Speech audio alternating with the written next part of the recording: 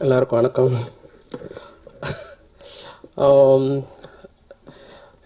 சிங்கம் 3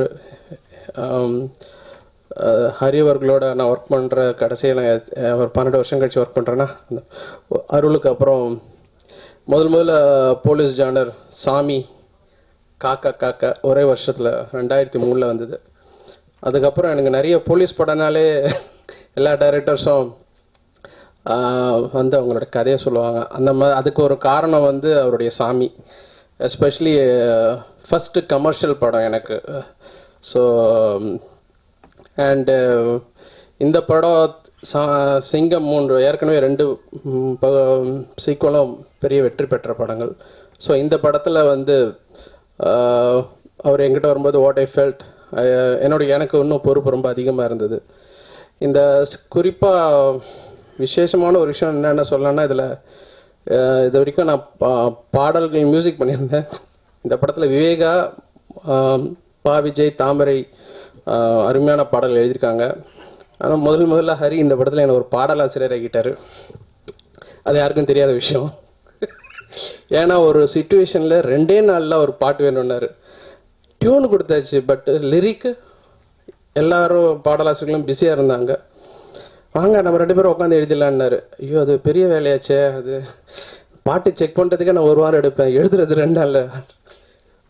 ஆனால் அவர் உட்காந்து ஒரு கான்ஃபிடென்ஸோடு உட்காந்தாரு. எப்படி போகும்னு சொல்லிட்டு முயற்சி பண்ண பாட்டு தான் அந்த வைஃபை. ராத்திரி 9 மணிக்கு உட்காந்து ஒரு விடிய காத்தில் 2-3 வரைக்கும் அவரும் நானும் உட்காந்து அந்த பாடலை முயற்சி பண்ணி எழுதினோம். அண்டு சாங் ரெக்கார்டிங் ஆன போகும்போது ஒரு நல்ல ஏன்னா வார்த்தைகளாக பெருசாக எனக்கு தெரியாது, பட் மெட்டு அமைக்கும் போது இப்படி தான் வார்த்தை மியூசிக் கம்போஸ் பண்ணும்போது உள்ளே வரும். அதுதான் நம்ம பாடலாசிரியர்கிட்ட எதிர்பார்ப்போம். அவங்க கருத்து ரொம்ப நல்லாயிருக்கும், ஆனால் சவுண்டு விஷயத்த ஒரு இசையமைப்பாளராக என்னுடைய பொறுப்பாக இருக்கும். ஸோ அந்த விஷயம் வந்து இந்த படத்தில் இதில் உட்காரும்போது அவர் டைரக்டராக அவருக்கு தெரிஞ்சுது என்ன மாதிரி பாடணும். ஸ்ருதிஹாசனுக்கும் சூர்யாவுக்கும் உள்ள பாடல் அண்டு படத்தில் இருக்கிற ஒரு நல்ல பெப்பி சாங் அது. அண்ட் 2வது ஒரு விஷயம் என்னென்னா, என்னோடய முதல் புதிய ஸ்டுடியோ ஹெச்சில் முழுக்க ரெக்கார்ட் பண்ண படம் சிங்கம் 3. பாடல்கள் எல்லாமே 5.1 மிக்ஸ் எல்லாமே இந்த ஸ்டுடியோவில் பண்ணப்பட்டது. பிரத்யேகமான புதிய கருவிகள் வச்சு அந்த பாடல்கள் நாங்கள் மிக்ஸ் பண்ணியிருக்கிறோம். அண்டு தியேட்டரில் பார்க்கும்போது it's a pleasure to watch the song, அந்த பேக்ரவுண்ட் ஸ்கோர். 3வது இந்த எனக்கு தெரிஞ்சு பின்னணி இசைக்கு ரொம்ப அதிக நாள் பண்ணப்பட்ட படம் இது. ஏன்னா 35 நாள் ஆயிடுச்சு நினைக்கிறேன். ஏன்னா 2.5 மணி நேரம் படம், 2.5 மணி நேரம் ஃபுல்லாகவே மியூசிக் இருக்கும் படத்தில்.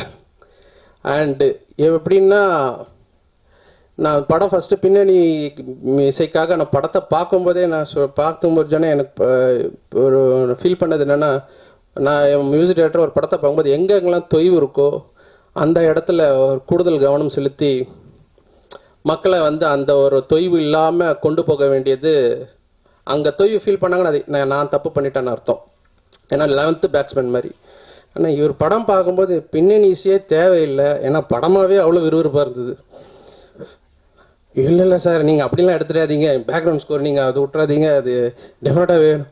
இது படம் ஃபுல்லாகவே அவ்வளோ கிரிப்பிங்காகவும் அவ்வளோ டைட்டாக இருந்தது. அண்ட் எடிட்டிங் பயங்கரமாக இருந்தது. அவர் இப்போ தான் சூரி சொல்லும்போது தான் எனக்கு தெரிஞ்சுது, ஓ இதுக்கு பின்னாடி இவ்வளோ வேலை இருக்கான்னு. அவர் சொன்ன ஒரு விஷயமும் அந்த காட்சியெல்லாம் நான் பாருங்கள். அந்த ஒரு நிமிஷம் 10 செகண்டு, அப்புறம் 1:05 ஆனது, அப்புறம் 1 நிமிஷம் ஆனது. எனக்கு தான் தெரியும் படத்தில் அந்த 1 நிமிஷம் கூட கிடையாது, எடுத்துட்டார் அவர். இதுதான் உண்மை. அவர் 1/2 மணி நேரமாக அதை பற்றி விவரிச்சிருந்தார். நான் இந்த மாதிரி நானே தலையை நோண்டிட்டேன், இந்த மாதிரி சீனே படத்தில் இல்லையே, எங்கே அவர் வந்து எம்மான்றாரு, ஏற்ற வீட்டில் கடத்திட்டு போனாங்கன்ற எல்லாம்